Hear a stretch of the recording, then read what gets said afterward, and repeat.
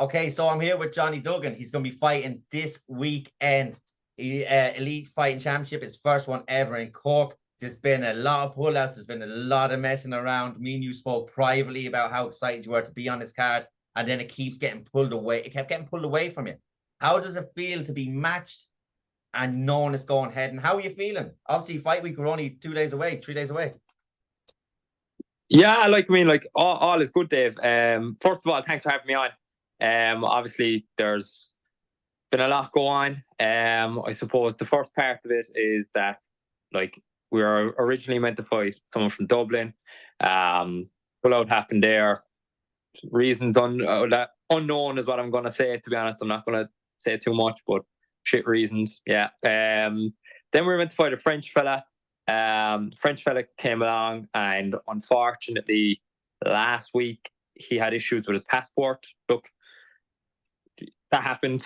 Things can happen that way. Don't judge the guy in any way, shape, or form. That's going to be rebooked. I am going to fight that French fella in the future, so that's one to come. It's not going to be during the summer, probably towards the end of the year, but I am going to fight that French fella again. And then we landed on this Portuguese guy who accepted last weekend. So, yeah, we've had a bit of a journey. What's it like? Because obviously you see this card, you know it's in your hometown. Because I want to say, I can't remember the full card, but you didn't fight on the core card in Premier, did you? No, I fought at a show just before or after it, wasn't it? I fought on Chaos just after it myself and Caleb Dowdle. Yeah. I haven't fought in the Republic since December 2022 when me and Joe Ryan fought. That's the last time I fought in the Republic.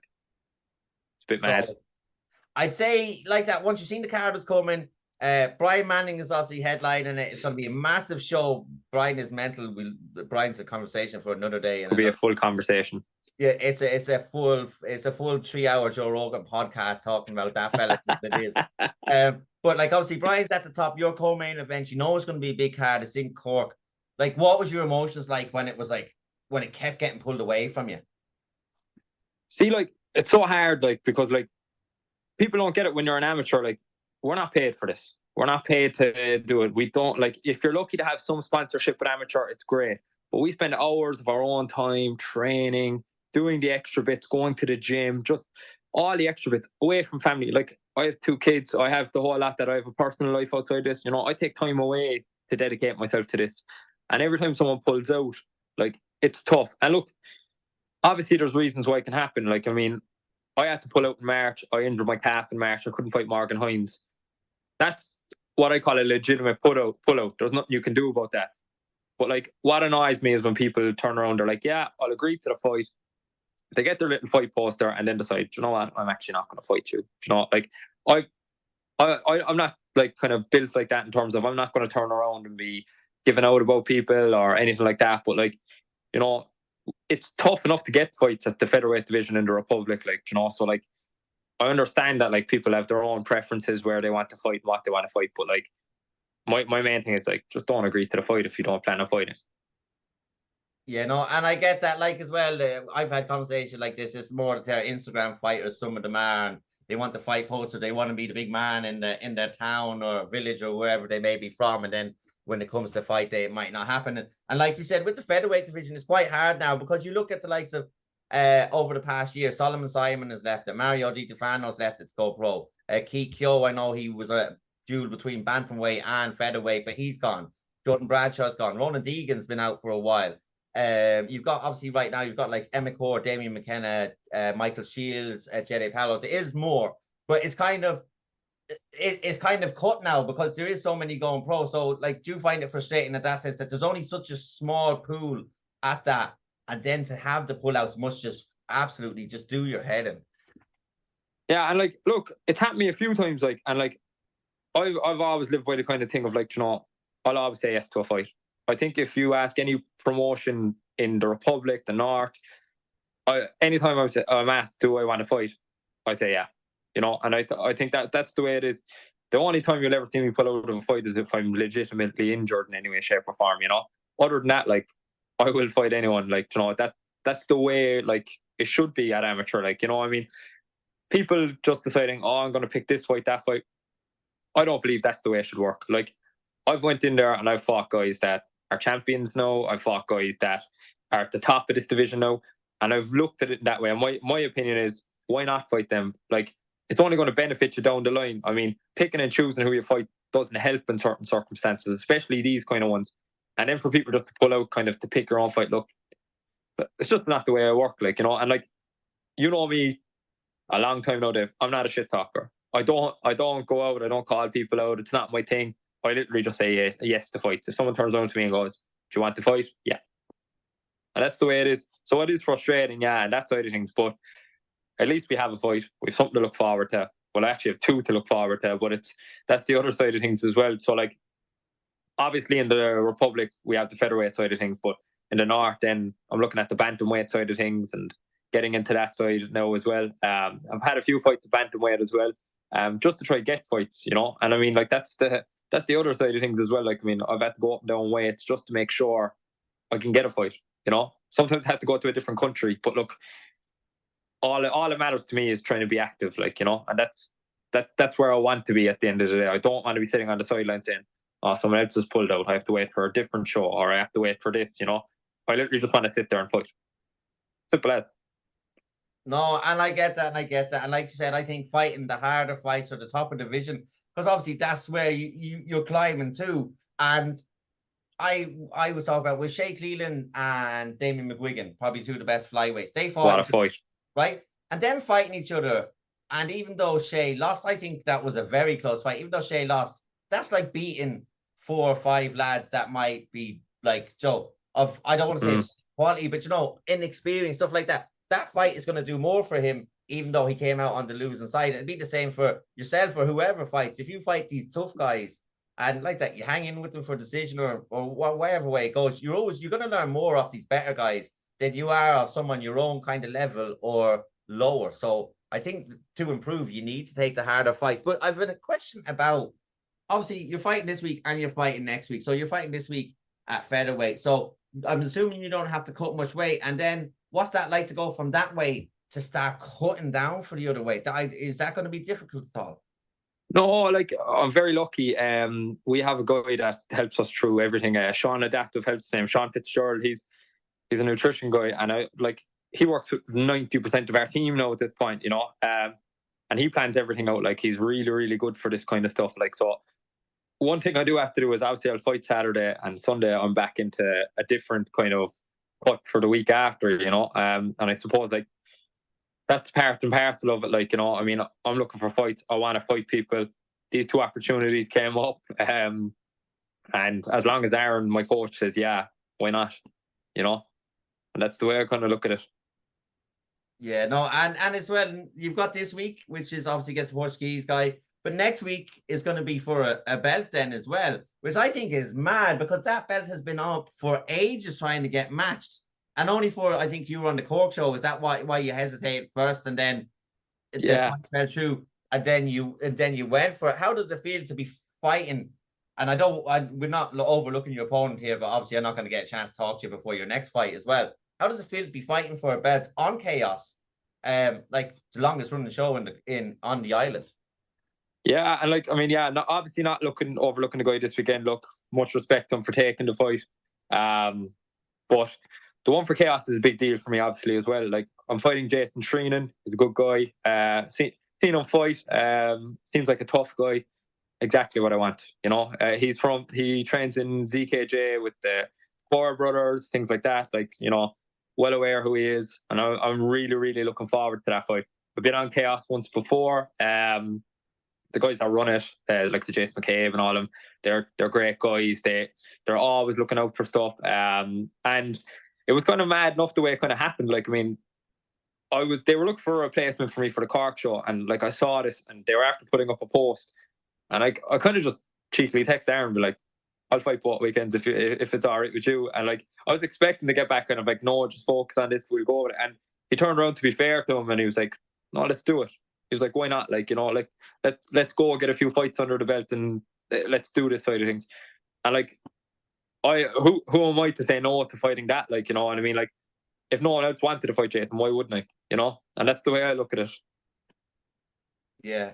And one of the things as well, I can ask you a hard question, right? So if you had to choose one, fight in Cork or fight for the title, what would, or can you even answer that? You don't have to answer that, but because that would be a hard one. Well, my Cork route Rob is gonna take first notice on this. I'm gonna say Cork. It's gonna be a very rare occasion until hopefully I go pro in time. It's gonna be a very rare occasion where I'm gonna fight in front of my friends and family. Like that's the other side of things. Like, I mean, that's a very, very big moment for me. Like, my wife is gonna be there, my brothers, my parents, everything. Like, like it's a big moment for me, and like, no disrespect to any other show, like Chaos, fantastic show. I love it. The opportunity they're giving me is brilliant. But like, there's not going to be anything like this. And I think, Dave, like, when you see it, like, it's going to be crazy. Like, from talking to Barry O'Callaghan, the guy that runs Elite Fighting Championships, this is going to be wild. No, and I truly respect your answer, because obviously we had a show premiere last year or December the year before or whatever it was. Brian fought Jess. But other than that, shows are kind of not exempt from Cork, but they haven't been there in a while. Yeah. And chances of them coming back around are a long while again as well, because you know there's always going to be ones in Dublin. You know the Devonish is always going to be Cage Conflict. Yours is always going to be in Newry. Chaos is always going to be in Derry.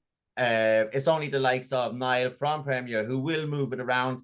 Deck Kenna has talked about maybe moving it around. He's doing his Liverpool show. Maybe he will go to Cork because that's one of the shows he promised. But like that, you can't take the chance. Like if you get to the end of the year and you decide you're going pro, like the chances of getting to fight in Cork again are going to be very, very small. So no, I appreciate the answer. But talk to us about Elite and the show. And this is the first and hopefully the first of many, because from what I hear, he's planning on this is going to be a one and done. This is going to be a complete series. What's it like working with Barry and the team running the show? So like, obviously Barry's involved, Aaron's obviously involved as well. So like, obviously, very close to both of them, like on a personal level as well in terms of day to day. But the guys are doing Trojan work in the background. Like Barry is non-stop working, and I mean, like, to be fair to him, like, I mean, how he's handling matches, he's not putting matches on that it's matches for the Cork lads, if you get me. It is, every fight is a fight where it's interesting. I mean, the first show we're flying in international lads. Like, I mean, they're putting that effort in, which is huge. I mean, like, even the main event there, like, Manning's fighting a guy that was just at the IMAFs, like, I'm fighting a guy that was just at the IMAFs. Louise Brady is fighting a girl that was just at the IMAFs, so that's the level that they want to bring on every single time. And I suppose, like, how we worked it with them, like, obviously we know them all, but like, if you look at the card, it's not just MMA Cork. Like, you have SPG Cork on it, you have Samsung on it, you have guys from the likes of Ballina. There's different places all coming in, and they're supporting people with the exact same kind of, matching. They want to make good competitive matches every single time, and I think that's the best way to describe it. Like, I mean, like, when you look at around, like, I mean, competitive matching, like, you always see it on the likes of Yor with Decky, Cage Legacy do a good job matching lads up as well, Like, you see that kind of side of things. That's the exact same thing we want here. And we want people to start coming to Cork as well, to say, okay, I want to fight in that card now next, or I want to fight an international person in that card, That's what we want to get to. No, and it will get like that if the shows are successful and keep going. I can't see why they wouldn't be. Like you said, they're evolving all of Cork. You've got SPG, Samsung, two gyms that I absolutely love as well. And like that, you've got guys coming over internationally. That's crazy for a first event. So, first time show, yeah. Yeah. So kudos to Aaron and to Barry for everything, for the matching on it. But in terms of your opponent, with it being a short notice fight, have you put much effort into studying more, or is that something that you usually do, or do you usually just kind of focus on you and let the guys kind of look at a bit, or what way does that work for you? See, like, I let normally Aaron and Jack McGuire, our other coach, like, I normally leave the guys, they'll tell me how to approach the fight. And that's the best way to describe it. Like, I mean, like, like, yeah, I do look at guys, and I don't try to overanalyze it some, because I think at times, like, you can overanalyze someone, you can look at them and you can, like, oh, I need to do this, I need to do that. You forget what you're good at, And I think that's a big thing, and it's something that I've definitely learned in the last year, definitely with my last few fights. Almost overthinking to the stage of, like, oh, I'm fighting a grappler, I need to grapple more. Whereas, like, oh, I'm fighting a striker, I need to be doing this or that. Like, it's MMA, like, and that, I think that's where it's at. I'm at that point now where I'm like, yeah, I do look at guys, but like, if I'm on form, I don't see them beating me, if you get me. Yeah, and like that, just focus on yourself, because I think you get, like, fighting is hugely mental. It's a massive percentage mental, and I don't think a lot of people understand that. It's, well, people are going to sit here and go, "You're a hypocrite because you don't fight," but this is my feeling and opinion on it, that there's a lot of mental got to do with it. Like I said, you can get inside your own head, kind of psych yourself out in a way, and kind of downplay your own strengths, rather, and making his seem not greater than yours, but like that he's got a greater strength. So you kind of stuff your kind of strengths to kind of combat with what he's doing. But no, it's going to be a good show. I'm going to let you go because I know you've got training. I want to thank you so much for your time. Is there anything you want to say before you go, or anyone want to shout out? And thank you again. Yeah, first of all, Dave, as always, thank you for having me on. You're always supporting the lads, doing a bit for all of us. You know, we do appreciate everything you do for us in that side of things. Obviously, to my team, MMA Cork, we have a lot of guys on the card at the weekend. So if you can't make the show, there is a pay-per-view link. It's all there for people to watch up the country as well. And then obviously to my coaches, Aaron and Jack Maguire, who, you know, they put atrocious effort into me every week. Outside of that, there's some other lads, Oceanic Jiu-Jitsu, Sean Livingston, all part of my camp this time, just working on stuff. And then the usuals, the training partners, the Barry Kennedy's, and of course, if I didn't say Brian Manning, I'd probably get in trouble. But anyway, but no, all the lads in the club, the usual crack, you know. Yeah, no, 100%. It's been a pleasure to speak to you again, because we speak a lot outside of being the interview. So it's good to actually catch up on this and then get some content made out of it. I can't wait. I'm actually going to be there. I've got my Alan from the Hangover suit to interview Brian in after the show, I think. I don't know if I'm actually going to go through with it, but we'll see on the day. Oh, well, you're going to have to interview me with that too. If you're interviewing Brian, I want to interview with that as well. No, There's going to be a few of us lining up for that, I'd say. 100%. That's what I was actually asking. You're going to be. I don't usually do interviews after shows, but I said that Brian was saying, "Fucking get it and do it." And then I was like, "Oh, I don't want to get. Not that I don't want to get stung doing interviews. It's just when you do the interviews at the show, you miss the next fight. If you get me, Joe. Yeah. You to go to the medical, then after medical we do it, and then I come back, because it happened before, and I was like, oh, I don't really like doing the interviews, especially when I don't have Ron with me to do the proper camera work and stuff. But yeah, I see. If you see me arriving down, if I'm coming down in my suit, I'm actually walking into the venue in the suit, and I'm sitting there the whole day in the suit. That's what's happening. I'm getting a lift down, and that's what I'm going to I respect it. hit flask of whiskey for the drive down, and then I'll see you all down there. So I will see you, my friend. Thank you for your time. Thanks again, Dave. See you again. Perfect.